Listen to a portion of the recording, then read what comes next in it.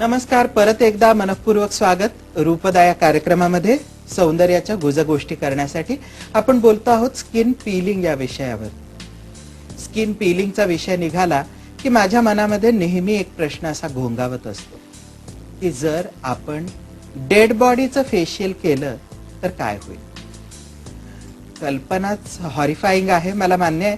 परंतु जर एखाद वेळेला आपण डेड बॉडीचं फेशियल करायला घेतलं तर नेमका त्याचा परिणाम काय होईल याच्या विषयी एक सौंदर्य तज्ञ म्हणून जेव्हा मी विचार करतो तेव्हा एक प्रश्नांची शृंखलाच माझ्या समोर तयार होते. आणि मग मीच मला प्रश्न विचारत जातो, मीच मला उत्तर देत जातो की डेड बॉडीचं फेशियल करायला घेतलं तर नेमकं काय होईल. प्रश्न येतो, काहीच. उत्तर असं येतं की काहीच होणार नाही. का? अरे डेड बॉडी म्हटल्यानंतर ब्लड सर्क्युलेशन थांबलेलं आहे. ब्लड सर्क्युलेशनच जर होत नसेल तर आपल्याला फेशियलचे परिणाम मिळतील. त्याला परत एक दुसरा प्रश्न येतो, पण बाह्य त्वचेला म्हणजे इपिडर्मिसला ब्लड सप्लाय आहेच कुठे. खरे बाह्य त्वचेला खरं तर ब्लड सप्लायच नाही. ब्लड सप्लाय फक्त डर्मिस पर्यंतच आहे. आणि जर इपिडर्मिसला ब्लड सप्लायच नसेल तर मग पुन्हा उत्तर येतं, ठीक आहे ब्लड सप्लाय नसेल पण एक्सटर्नल स्किन मध्ये म्हणजे या इपिडर्मिस मध्ये मृतपेशी आहेत. आणि डेड बॉडीच्या सगळ्याच मृतपेशी आहेत.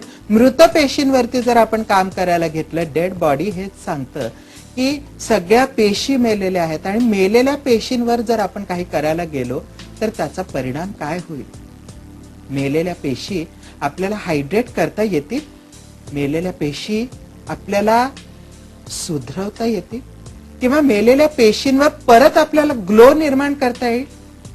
सगळं असह्य वाटतं आणि मग वाटतं छे फेशियल सारखं काहीही आपण डेड बॉडीवर जरी केलं तरी आपल्याला काहीही रिझल्ट मिळू शकणार नाही.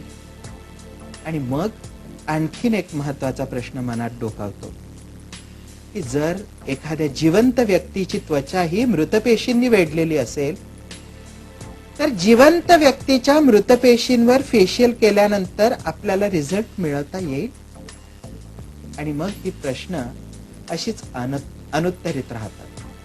आणि मग मला असं प्रामाणिकपणे वाटतं की या अनुत्तरित प्रश्नांना जोपर्यंत आपण योग्य उत्तर देत नाही तोपर्यंत सायंटिफिकली आपल्याला फेशियलचे रिझल्ट्सही कदाचित देता येणार नाही. म्हणजे नेमकं काय करायला लागेल.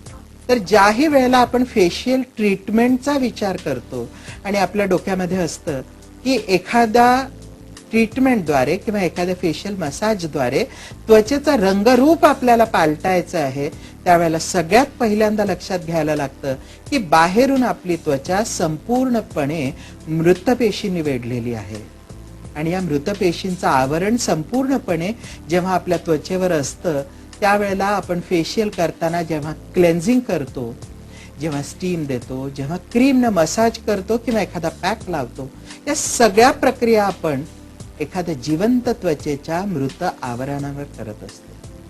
आणि मग पुन्हा तोच प्रश्न तसाच उभा राहतो की जर हे मृतपेशींचं आवरण आहे तर इथे आपल्याला रिझल्ट मिळेल नाही.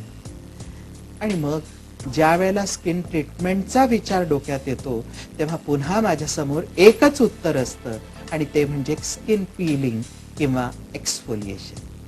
जोपर्यंत स्किन पीलिंग किंवा एक्सफोलिएशनच्या माध्यमातून आपण त्वचेवरच्या मृतपेशी सोलून काढत नाही, त्या काढून टाकत नाही, तोपर्यंत आपल्याला त्वचेच्या जिवंत पेशींपर्यंत पोहोचताच येत नाही. आणि जोपर्यंत आपण त्वचेच्या जिवंत पेशींपर्यंत पोहोचत नाही तोपर्यंत आपल्याला कदाचित स्किन पीलिंगचा रिझल्टच देता येणार. म्हणून जेव्हा आपण स्किन ट्रीटमेंटचा विचार करतो तेव्हा माझ्या दृष्टीने सगळ्यात पहिली पायरी असते क्लेन्झिंग. आणि क्लेन्झिंग करून ज्या वेळेला आपण त्वचेवरचं डट, घाण, डस्ट काढून टाकतो त्यानंतर खरी पाळी येते ते एक्सफोलिएशनची किंवा स्किन पीलिंगची.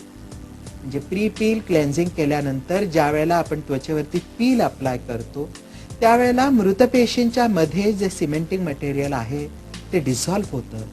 आणि ते सिमेंटिंग मटेरियल डिझॉल्व्ह झालं, विरघळायला लागलं की या मृतपेशी हळूहळू सुट्या होतात आणि त्वचे बाहेर पडायला लागतात. मृतपेशींचं आवरण एकदा त्वचेवरनं निघून गेलं की की मग त्यानंतर खरं तर आपल्या पुढल्या प्रोसिजरची सुरुवात करायला हवी. आणि ज्या वेळेला फेशियल या विषयी आपण विचार करतो तेव्हा नॉर्मल सर्कमस्टान्सेसमध्ये आपण cleansing, steaming, black head white head removing, massage आणि पॅक अशा प्रक्रियेतून जात असतो. पण ज्या वेळेला आपण एक्सफोलिएशन करतो किंवा पीलिंग करतो त्यावेळेला त्वचेला स्टीम द्यायची गरज नसते. स्टीम मुख्यत्वे दिली जाते ते ब्लॅक हेड्स व्हाईट हेड्स सुटे करून त्वचेपासून विलग करण्यासाठी. पण ज्या वेळेला आपण पीलिंग करतो त्यावेळेला मृत पेशींमधलं सिमेंटिंग मटेरियल डिझॉल्व्ह करण्याबरोबरच पील्समुळे ब्लॅक हेड्स व्हाईट हेड्सही लूज व्हायला लागतात आणि ते सहज काढून टाकता येतात. आणि म्हणून पील्स ज्या वेळेला आपण वापरत असतो त्यावेळेला आपल्याला स्टीमिंग करायची गरज उरत नाही. आणि मग पीलिंग केल्यानंतर जेव्हा आपण मसाज करतो तेव्हा हे क्रीम प्रॉपरली त्वचेच्या आत पेनिट्रेट होतं, त्वचेचं पोषण होतं, नरिशमेंट होतं आणि आपल्याला अत्याधिक सुंदर रिझल्ट्स मिळायला लागतात. पीलिंग केल्यामुळे त्वचेचे आणखीन काय काय फायदे होतात हे आपण बघणार आहोत रूपदा या कार्यक्रमात एका छोट्याशा ब्रेकनंतर.